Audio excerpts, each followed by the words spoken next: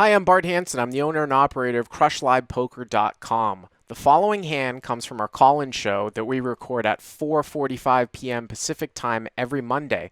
If you want to call in your hand, check out the phone number in the description.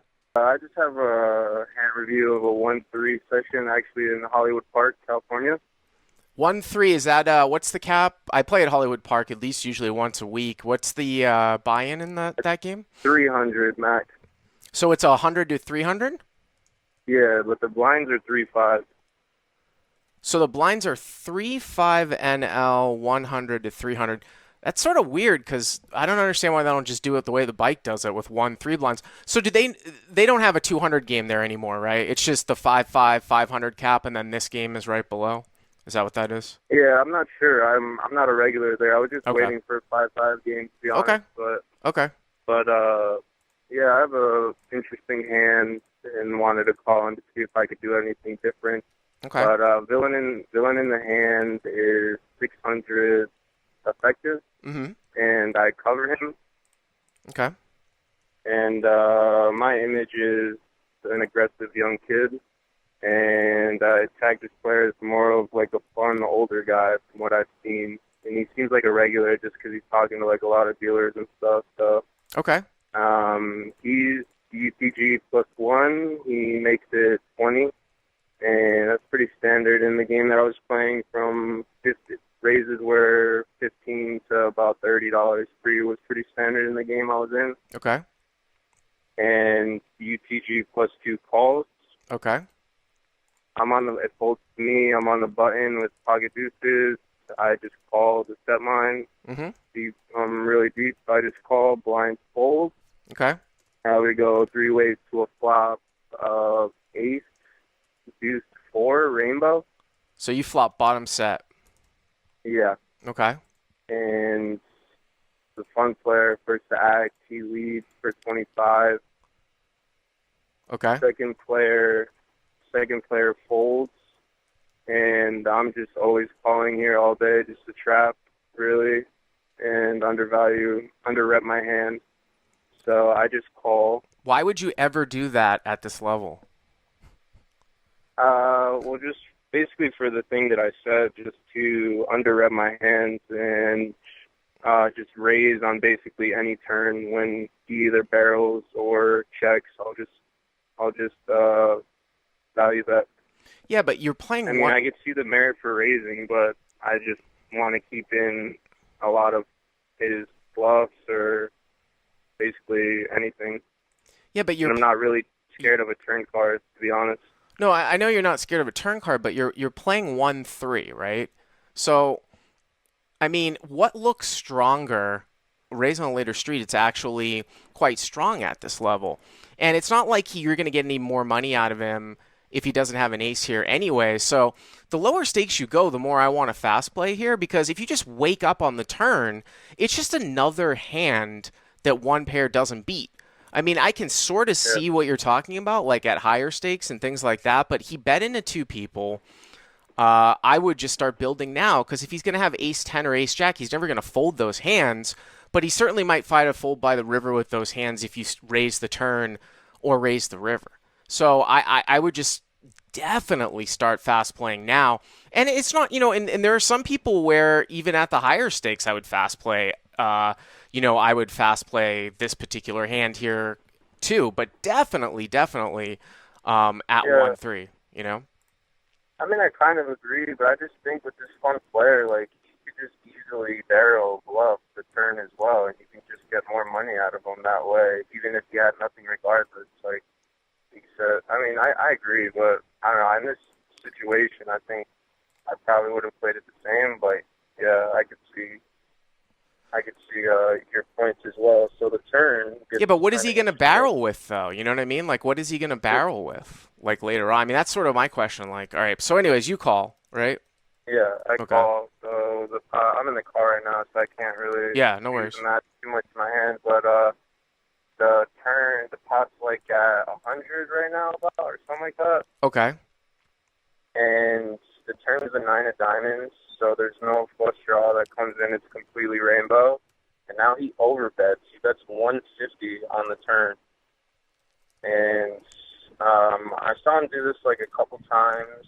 He came to the table like kind of soonish before this, and he's had some weird betting lines that I've seen, but I haven't really seen his showdown hands because it hasn't got the showdown when he's done this. So when he bets 150 into like 100 on the turn, I'm just thinking to myself like, what value hands could he possibly have here?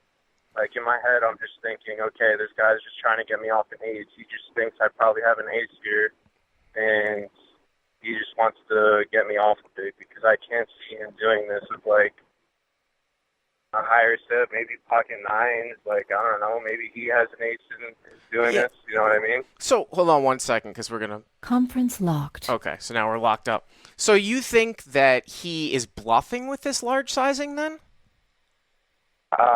Yeah, I just can't see him doing this with the value hand, to be honest, like ever. Yeah, My but I mean, thought process. dude, I mean, listen, like, I mean, I obviously, I don't play a lot of 1-3, but I have commentated at that level, and I have played some of it. But when a guy makes it 150, this, I look at it the exact opposite. He bet on the flop into two Yeah. people, and you called, and now he's over betting the turn. What is he bluffing with? What guy at 1-3 here bluffs with air 150 here on the turn? This is almost like a bet of Yeah. like it's ace king or it's like two pair. I mean, I know Yeah. now at this point, because you guys only started 600 effective, you probably only have 450 left, but why not Yeah. just make it 325? He's never going to fold. And then even Yeah. if 1 out of 1,000 times is he bluffing and you call, is he going to bluff all in on the river with total air? That's why I just fast Yeah. play this hand from the flop. But it sounds like you called, right? Yeah, I just called again like my plan was, and then the river, I was probably just gonna jam over his bet if he didn't move all in. To be honest, or if he checked, I was just gonna value bet. So I was really confused at this point. Like I wasn't really sure what he was doing this with, and I just called again. So the pot was like, I don't know, it was more than what he had left. Yeah, it's He like had more like, over 400, right? Something like that, probably. yeah, Yeah, yeah. yeah, Hmm. and the river was a king. Okay. And he thinks for like 10 seconds, and he bets 225, and he leaves behind like 100, and I'm just like, man, the way he bet seemed like he just wanted me to call. It seemed like a value bet at the end, and Dude, you got to I don't know. shove I all thought in. about it for This is like yeah, I this thought is the about it best for case scenario. I mean, you just said that you thought he was bluffing. Now you think it's a value bet. He could so easily have ace king here. no, He yeah, could that's what so I thought. easily have ace nine. Now maybe you run into pocket nine sometimes. It seems sort of bizarre, the 150 here on the turn, but I mean, I would have fast played this hand from the start. So what did you do at the end here?